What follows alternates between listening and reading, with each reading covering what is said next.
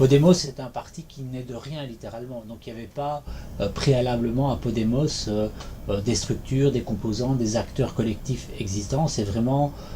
une construction citoyenne qui est née de l'action dans la rue, de l'action extra-institutionnelle, ce qu'on a appelé le mouvement des indignés. Et du mouvement des indignés est née une plateforme et puis un parti politique qui est Podemos, qui essaye de fonctionner sur une dynamique beaucoup plus participative que celle qu'on rencontre traditionnellement dans les partis. Il y a plusieurs dimensions, mais on peut certainement, dans le cas espagnol, en épingler deux. Donc la première, qui est évidemment très importante, qui est une forme de réaction face à la crise économique, face à la crise sociale, et face aux mesures d'austérité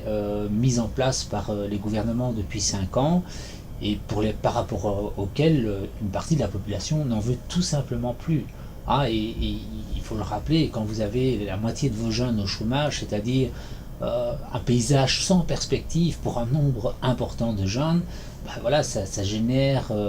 tantôt de la résignation, tantôt de la colère, tantôt la volonté d'agir. Donc Podemos est un peu la résultante de tout ça. Il faut y ajouter une deuxième dimension, et effectivement, de ce point de vue-là, on peut le rapprocher un peu du mouvement 5 étoiles, mais le mouvement 5 étoiles est lui plutôt classé à droite. C'est que il y a aussi une réaction, non seulement par rapport à la crise, mais par rapport au paysage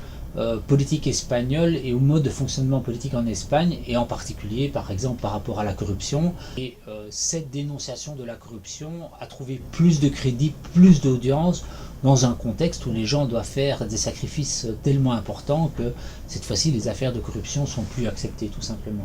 La grande difficulté ou le grand challenge, le grand défi aujourd'hui pour Syriza d'une part, pour Podemos d'autre part, ça va être de passer d'un parti essentiellement composé de non-professionnels de la politique, mais aussi de gens qui ne sont pas dans l'exercice des responsabilités, et donc le fait de devoir rendre compte des décisions qui sont prises, à une situation, à une dynamique où ils seront quotidiennement, et certainement au terme de la législature, dans certains endroits d'Espagne, très clairement dans le cas grec, obligés de prendre des décisions, parfois compliquées, dans un contexte difficile, et donc